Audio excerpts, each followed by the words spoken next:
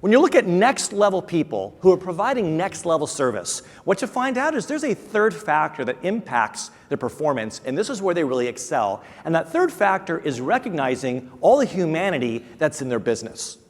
What does that mean, our humanity?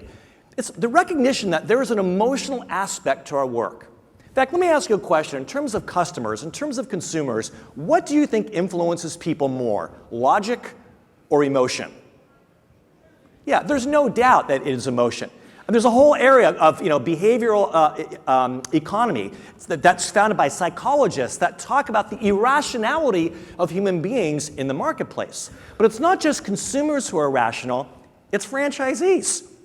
Because our thoughts, our feelings, and our emotions impact how we think, how we lead, and especially how we serve. And what we're going to focus on today really is the service aspect and how our humanity, how the human element of customer service is what separates typical people and next level people. Because here's what happens. Most businesses, if they even think about customer service at all, they're really only thinking about it operationally.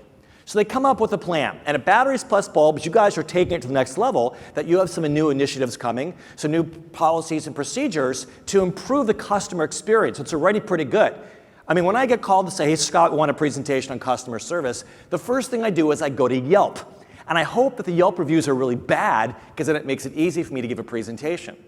In the case of Batteries Plus Bulbs, you're actually doing a great job.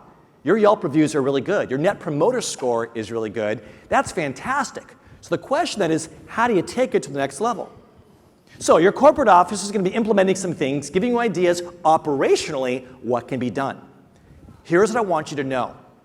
If you just focus on the how of customer service and not on the why, if you just approach it operationally and not philosophically, not from your mindset, not from that part, it's not going to help. Because here's what happens. Most businesses, they just do it operationally, and what you get is a robotic experience that doesn't make people feel any better. I recently took my kids to the movies. We get in line for popcorn. When I stepped up to the counter, the clerk behind the counter looks at me and says, hello, welcome to Regency Theaters. And the other clerks repeat, welcome to Regency Theaters. I was like, okay, thanks. And a woman steps up in this line here, the clerk says, welcome to Regency Theaters. They'll repeat, welcome to Regency Theaters. The one thing they did not convey was hospitality. Clearly, the corporate office had sent out a policy, something operational that said when a customer steps up to buy refreshments, welcome them to Regency Theaters, and everyone else should repeat that. They did exactly what the book told them to do. But they had no sense of why. The human element was missing, and therefore it was just cold and robotic, and there was no connection built whatsoever. I just felt bad for them. They had to repeat the same phrase over and over again, no different than a robot. I went to a Japanese fast food restaurant recently. I was the only person there. I walked in, and when the customer service person sees me, she says, next in line. And I was like, I step up, I place my order. 5 minutes later, I'm the only person still there. She walks out with a tray and looks me right in the eye, and she says, customer number 32. There was no sense of humanity. Now, I'm not going to complain.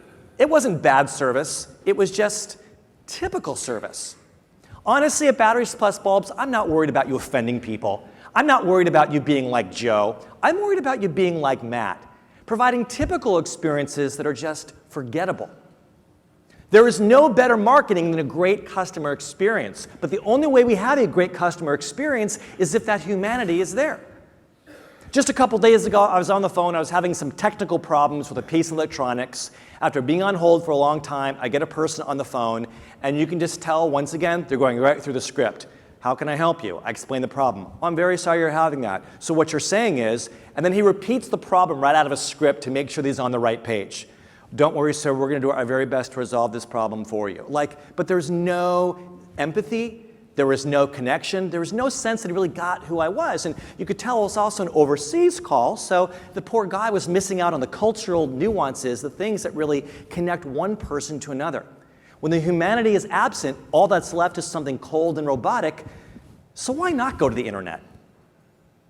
I don't think that Amazon has killed retail. I think what's happened is retailers have been robotic and haven't thought about the human side of what they do. They're just about transactions, that you push your product or service across the counter, they slide across their credit card, that's it, and they leave. Joe thinks that's good customer service. I say that's typical customer service, and you're missing an opportunity. Because when you can provide something that's human, that is an experience and not just a transaction, people will remember, they'll tell their friends, and they'll come back. You know, here it is, we think that everyone's rushing to the internet, right? Well, one company that has a huge internet presence is Apple. They have an enormous store. Every Apple product, watches and phones and computers, you can buy on their website. But they are building retail locations all across the world in some of the most expensive commercial areas. And let me tell you, Apple stores make more money per square foot than any other business in the world. Why? Because they have perfected the customer experience, the design, the connection you feel, that they have tons of employees who are ambassadors of the culture, and those employees do not get paid on commission. Their job is just to connect with people, to assess their problems, and to blow them away. And even though they could be driving people to their website, the retail experience they had causes people like me to actually go there, put my name in, wait 20 minutes to even have customer service. I'm willing to do that because the experience you get is something you can't replicate on the internet. So the question is what can batteries and bulbs do that Amazon can't? If it's going to be without humanity, people may as well go to Amazon.